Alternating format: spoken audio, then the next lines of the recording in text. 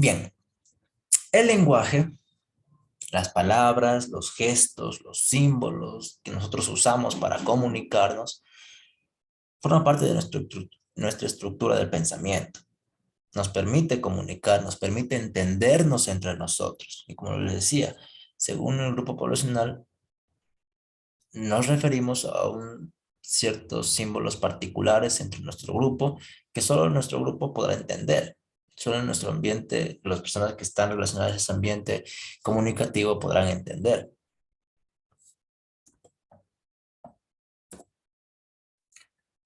Entonces, ¿sí?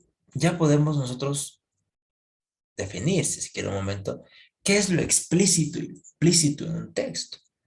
Cuando hablamos ya de lo explícito, hablamos ya de las ideas de que el autor transmite de forma directa, ¿sí? La forma clara de un mensaje oral o escrito. Lo que decíamos anteriormente, el aspecto denotativo, el aspecto literal, como está escrito, tal cual. La manera implícita del texto, en cambio, ya son las ideas que el autor o yo como autor o como persona o emisor no comunico de forma directa, sino que tal vez de forma indirecta doy ese mensaje según cómo yo estructures el texto. Es decir, que el lector, la persona que lea ese texto, yo como lector de un texto, deberé ver esa intención comunicativa, esa intención del mensaje, deberé de poder inferir ese mensaje, lo que está dado entre líneas, lo que no me dice directamente el autor, lo que está escondido dentro de la información, lo que no se expresa de manera literal, lo que no está escrito, pero lo puedo entender por el contexto al momento de que leo esa obra o ya entiendo propiamente todos los significados de las palabras o del texto mismo. En el análisis del discurso, que es un campo de estudio muy complejo y necesariamente multidisciplinario porque abarca muchas otras disciplinas, desde la psicología, por ejemplo, siempre va a estar en el seno de la lingüística, que es el estudio de la lengua como tal y de los significados, los símbolos. En ese sentido, ¿sí? Para nosotros analizar un contenido, un texto como tal, ya a nivel del discurso, de analizar ese discurso, debemos de tener una iniciativa de las diversas áreas científicas, la antropología, etnografía, psicología, sociología y la historia, propias de los estudios poblacionales. ¿Por qué? Porque como le decía anteriormente, cada hablante, cada persona, depende de su situación comunicativa, depende del lugar donde esté, va a tener diversos significados algunas palabras, diversas intenciones comunicativas, diversas situaciones connotadas. Las mismas palabras podrán ser usadas de diferente manera y solo podrán entender el grupo poblacional de esa zona específica, ¿sí? ¿Por qué? Porque están separadas de esa zona de otras personas que no están asimiladas a aquello.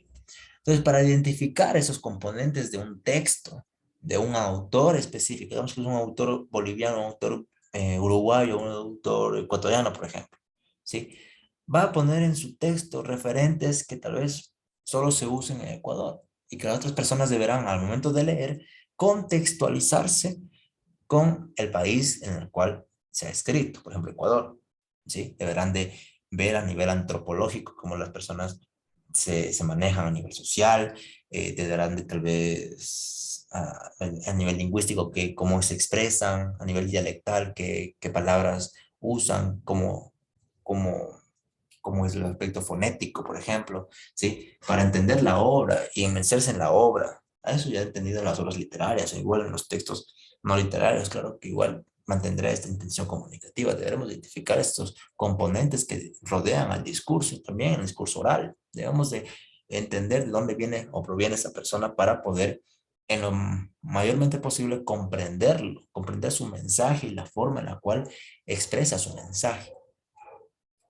En ese sentido, tenemos que comprender para un texto su contexto físico, psicológico, político, cultural en el cual proviene este discurso, el asunto o tema del cual parte ese discurso puede ser explícito o implícito, pero nosotros estamos referidos al contenido implícito y para referir a aquello, pues para hacer un análisis profundo debemos de contextualizarnos con el asunto, con el tema.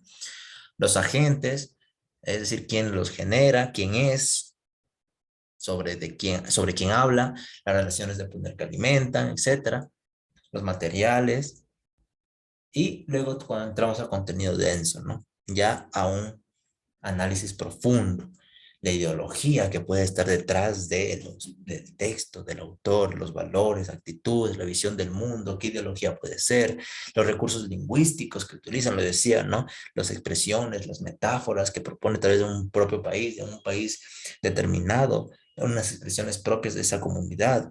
Nosotros debemos identificar aquello, las argumentaciones, si tienen lógica, recursos que emplea para su texto, técnicas de persuasión empleadas ya en un nivel no textual, ¿sí? Lo va a tener que realizar diversos recursos. Propuestas de acción implícita y explícita, estrategia de apoyo, datos, expertos, tradición, todo aquello tenemos que nosotros entender, comprender, analizar en el texto para poder nosotros inferir verdaderamente su significado y su mensaje que nos da. No siempre el mensaje va a ser algo informativo, como le decía, también va a tener una función expresiva, ¿sí? En donde expresa sus sentimientos, sus emociones, y debemos nosotros comprender ese texto, analizarlo, el porqué de esa situación. Entonces ya hablamos de una interpretación pragmática. Cuando hablamos de la pragmática en la lengua, hablamos de la forma real de la lengua, es decir, cómo verdaderamente los usuarios usan su lengua, ¿sí? Eh, Significados intencionales a partir de expresiones literales, es decir, salvan distancia entre el decir y el querer decir, lo que digo y lo que quiero decir, lo explícito y lo implícito. Yo digo tal cosa, pero lo digo tal vez de una manera, a una doble intención, ¿no? Es decir, con una doble intención. Es decir, al final lo que quise decir fue esto, pero dije esto. Comúnmente lo hacemos en nuestra habla cotidiana, de manera retórica.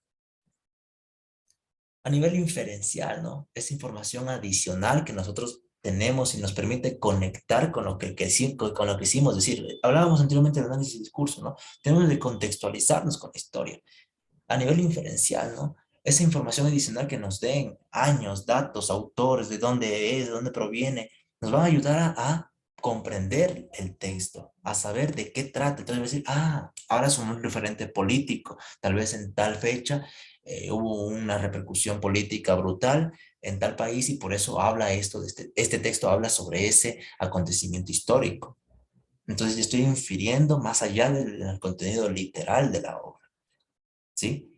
Entonces, eso es el contenido implícito de los textos. Como digo, para poder ver ese contenido implícito de un texto, nosotros tenemos que tener una facultad lectora mucho más formal, es decir, mucho más fortalecida, porque de no vamos a poder entender aquello. Tenemos nosotros en nivel diferencial tener mucha más información para poder entender lo que está ligado a ese texto. También derivan los conocimientos convencionales en base cultural, guiones, marcos, interpretaciones probables, posibles, construcción de coherencia discursiva, demás. ¿Sí? El contenido implícito, por tanto, va a estar en el aspecto inferencial, que son las implicaturas o los sobreentendidos, lo que se sobreentiende, y el aspecto no inferencial, presuposiciones. Yo presupongo que puede o no ser. ¿Sí? Y lo otro es lo que implica. Ejemplos, ¿no? Juan continúa fumando. Es decir, yo presupongo que Juan anteriormente fumaba, porque está continuando fumando, continúa fumando, ¿ya? Contenido implícito. ¿Cuál es el contenido implícito de aquello? A nivel no inferencial, es decir, que Juan antes fumaba. Yo estoy diciendo que Juan continúa fumando, ¿cierto? Implícitamente me está diciendo que Juan fumaba antes. A nivel inferencial, digo, si Pedro viene, Juan se marchará. Eso implica ¿qué implica aquello? Si Pedro no viene, Juan no se marchará. Entonces no tiene que venir Pedro para que Juan no se marche. Pero si viene Pedro, entonces adiós, Juan. Ese es el nivel implícito, el contenido implícito de los textos, ¿sí? Lo que digo más lo que quiero decir o lo que pretendo decir. Lo presupongo, ¿sí? En el texto o infiero, lo que implica el texto. Las presuposiciones, ¿no? Una declaración A presupone otra declaración B. Si A es verdadera, entonces B es verdadera. Pero si A es falsa, entonces B es verdadera. La lógica. Una activación sistemática en el lenguaje, en lo que nosotros realizamos. Y como yo repito, como somos seres sociales, lo usamos en nuestra cotidianidad y a veces ni siquiera nos damos cuenta. La construcción de nuestro discurso, ¿sí? Dará alusión a entidades a las cuales se quiera hablar, la realidad a la cual nosotros nos referimos. Esto tendrá procedimientos descriptivos, de carácter léxico, las palabras, o a nivel conceptual, lo que significa. Y B, expresiones deíticas. ¿Sí? Cuando hablamos de deítico es lo que estamos señalando, por ejemplo, con el dedo, ¿ya? Que remiten a las coordenadas y acto enunciativo mismo. Enuncia una actividad. Eso se te verá también en el acto comunicativo, ¿no? Y luego vamos con los actos del habla, ya en el contenido implícito, ¿no? Acto locutivo y locutivo por locutivo. Lo que digo, la intención de lo que digo y lo que quise decir.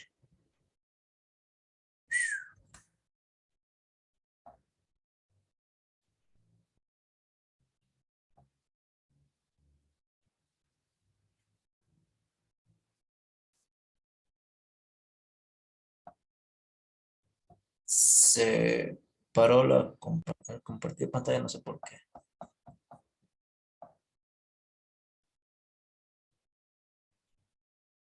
El acto locutivo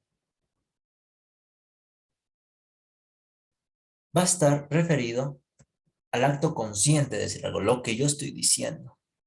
El ilocutivo, el acto ilocutivo, es la función ilocutiva, el acto, la intención que yo tengo. Y el perlocutivo es lo que los demás entienden de lo que yo he dicho. ¿Sí?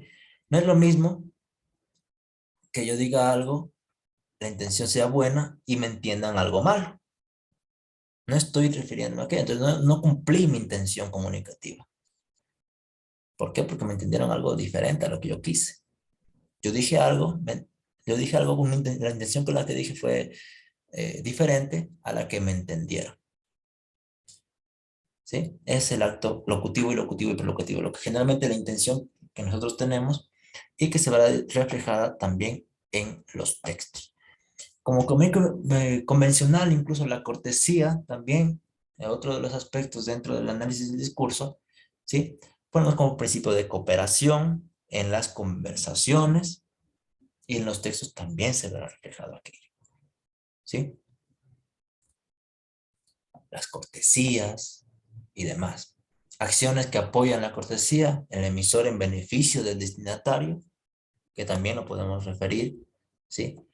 ¿Para qué usamos estos recursos? Para, obviamente, expresar un sentir, una situación o interpretar un elemento contextual de la obra o del elemento en el cual yo esté refiriéndome. ¿Sí?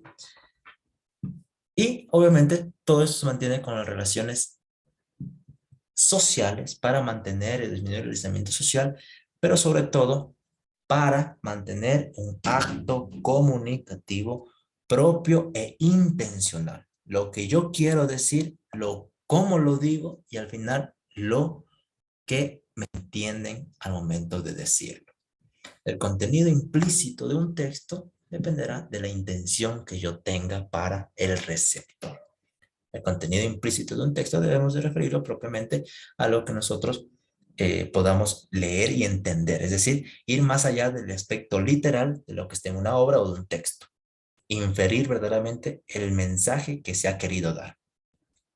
Eso es todo, mis estimados estudiantes. Nos veremos la próxima semana.